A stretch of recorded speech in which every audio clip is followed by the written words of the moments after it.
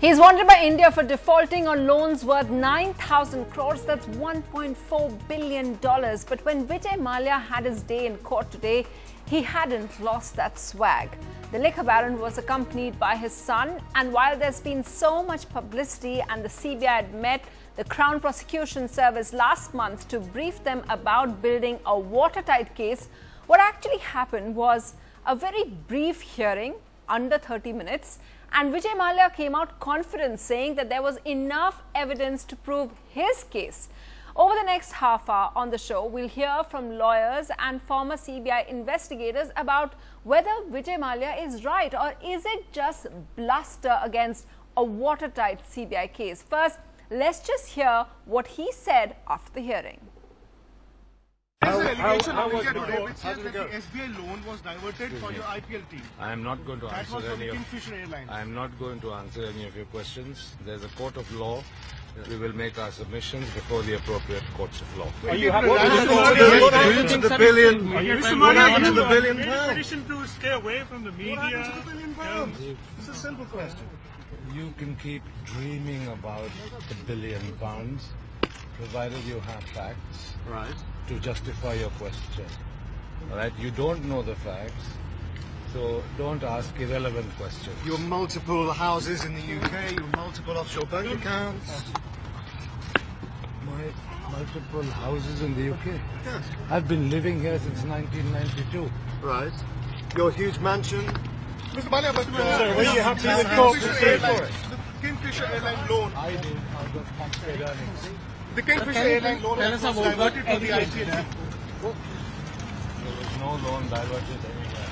But India Today's got mails. Access to Mr. Mallya, is there Mr. Mallya, is there further evidence?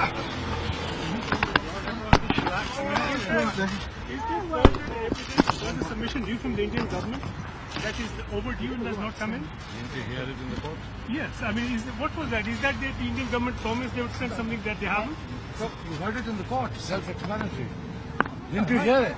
But what do you think that is I said, about? did you hear it or not? I did hear a submission to that. That's it. Yeah. Mr. Mallya, what are your plans now? Sorry. My plans? Yes. One here we go. What plans? Well, what's he going to do for the next few days?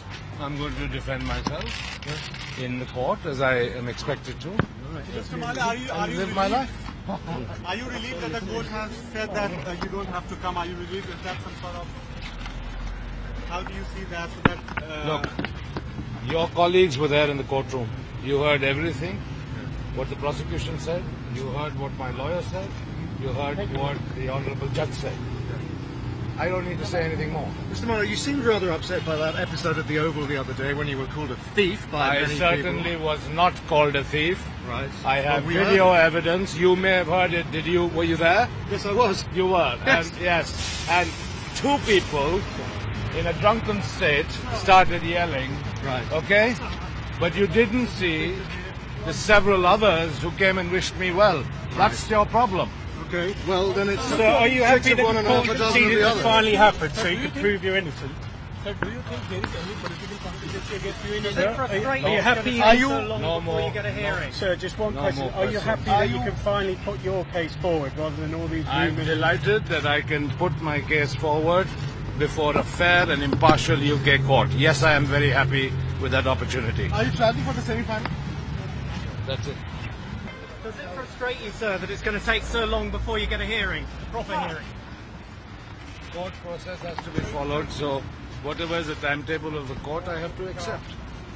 Vijay Mallya saying and telling reporters you can keep dreaming about the billions when asked about the money he owes Indian banks. Well, is his confidence misplaced or not? Let's talk about that. Joining us from London, we have Harpreet Gyani. He's a barrister and advocate. We also have Sanjay Hegde, Supreme Court advocate. In studio, we have Balwinder Singh, formerly with the CBI and the chief investigator in the Satyam scam. And we also have Shubhamay Bhattacharya, who's a journalist, senior journalist, and also the author of a new book, India's Cold Story. I want to start with you, Harpreet Gyani. As someone who is familiar with the Vijay Mallya's case, is his confidence misplaced? Well, I'm familiar with the kind of case that he's facing. I'm not familiar with his case in particular. I'm not instructed by him or by the Indian government. Is he in a happy place? I think he's in a very happy place. I think because of a lot of things that India has done wrong, I would be very surprised if he's extradited. Let's put it this way. What are the things India has done wrong then? Well, the biggest problem is, when you ask for a country to extradite somebody, you're requesting them, you're not ordering them. And in this case, India is saying, can you please send him back because we want him to stand trial. Now, you need to make sure that you present the correct picture to the requested state. Now, in this case, there are multiple rules. A, the requested state, that's England and Wales, have a duty to ensure that he's not going to be subjected to any, unusual, inhuman, or degrading treatment in India. That he's going to get a fair trial, and that his extradition is being requested for specific offences that he's charged with, and there isn't going to be general witch hunt against him. But believe it or not, within India, we have managed to show to the world that we are capable of inflicting unusual and inhuman punishment.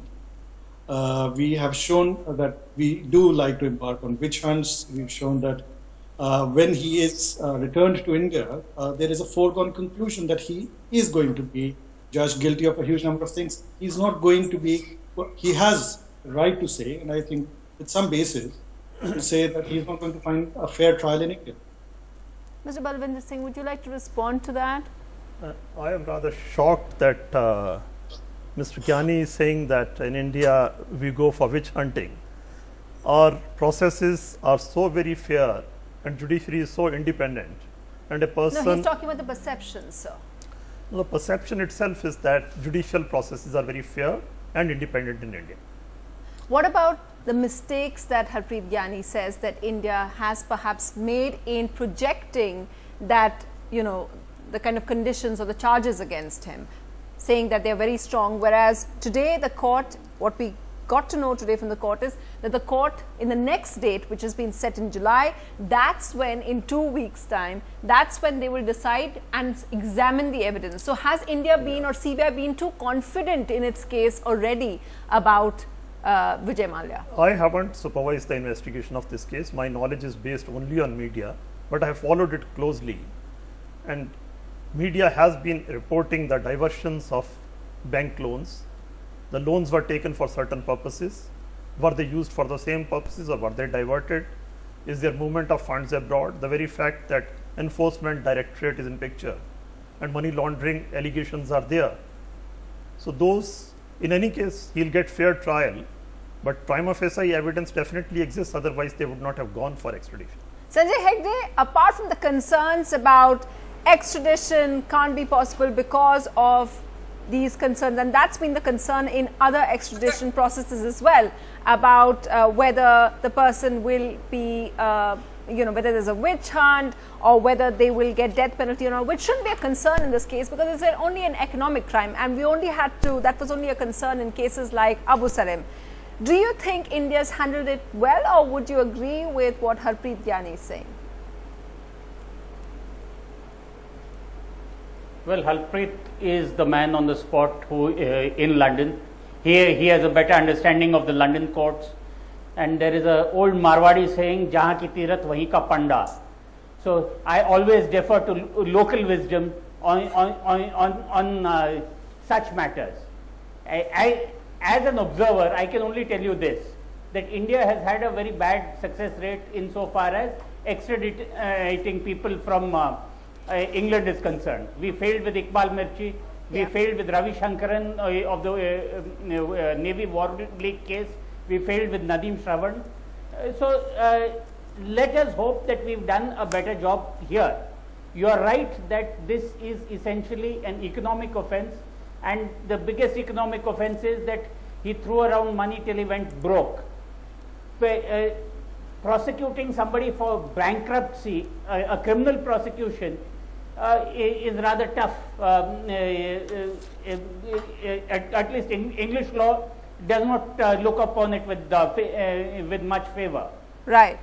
So we have a very high burden to make in an English court.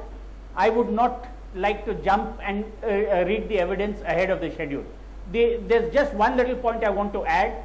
All that is happening right now is our administrative hearing. The court is deciding how long is this matter going to take, how much of a hearing will it require, and it will give a date sometime in the foreseeable future, and according to some sources it's possible only sometime next year.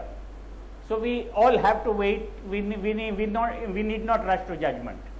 Okay, we shouldn't rush to judgment, but Shubhamoy, as someone who has studied a lot of these, especially financial scams, how do you think this is being projected? Is it because it's also a very political case, and it was when last month he was first presented, he was arrested very shortly and then bailed out. It was seen as a huge success for India as well, because the story that came out was that the Prime Minister's also, after he met Theresa May, a lot of the things started moving. So do we have a lot at stake? Is that why, and is that actually realistic? Because when you think about realistically, as Sanjay Hegde was saying, very few successes of extraditions.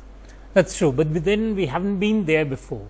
I mean, even the earlier cases, frankly speaking, it's been a learning curve for India, whether it's been the criminal cases, and on white collar crimes, we certainly haven't had very major cases going to internationally. Right. So we really haven't been there. We have had cases between nations, arbitration issues, those we have done. But like say the coal cases, they are all being handled within India at the Sessions Court level. Even the Satyam case, that was within India. So we really haven't tested the waters. So to be able to say that we will not be successful is at this stage pretty premature. And frankly speaking, the evidence against Vijay Mallya is not that difficult.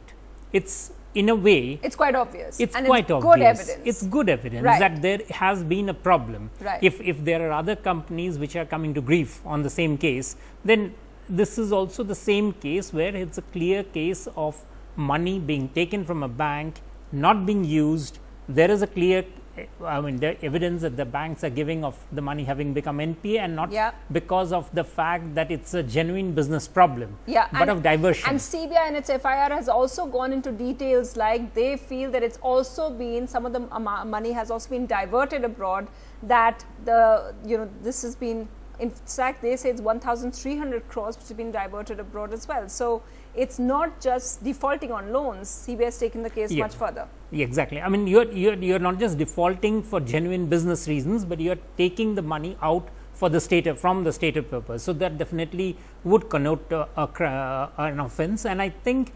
most countries governed by the OECD regulations and others, it is more or less a clear case of a business loan not being paid, not because of good measure, but because of the fact that the promoter is not willing to pay.